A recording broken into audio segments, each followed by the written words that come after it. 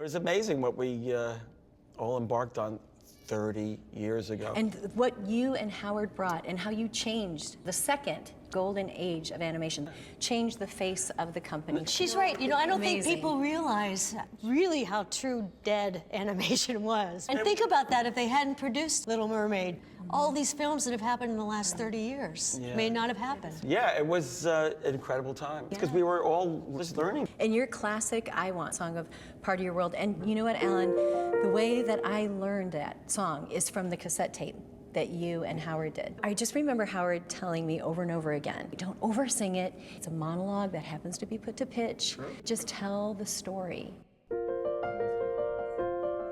Give us a little of it. I can see Howard right here. I know.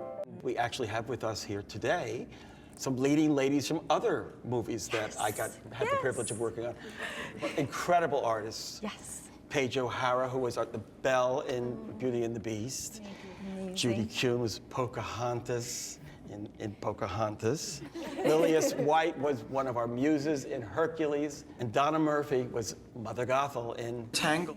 A real kind of cross-section of heroines, villains. But all great, strong women. Yeah, that's right. We like that. Well, yes, and but also we who work in theater. I mean, This is all that's the Broadway. bulk of what we do. All these Broadway girls. We're all Broadway stars.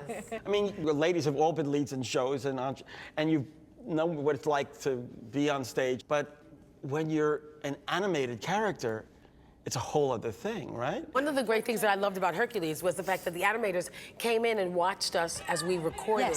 Yes. And they said, well, what do you want to look like? I said, well, I want her to be tall and thin.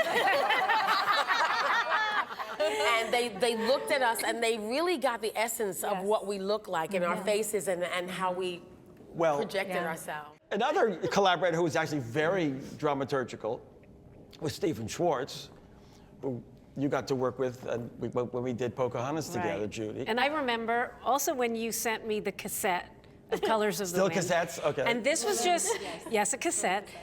This was just for the demo. Disney hadn't decided yet to make the movie. That song, it was the first song Stephen Schwartz and I ever wrote together. Stephen's very meticulous. He wanted to do research about Native American music and He told me that the lyrics to Colors of the Wind were inspired by a speech that Chief Seattle gave at the White House. Yes. And we start with, remember the lyric? I don't remember that. Yeah, you think I'm an ignorant savage. And you've been so many places. I guess it must be so.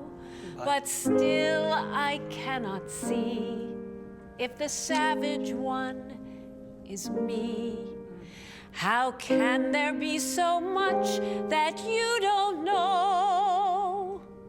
You don't know.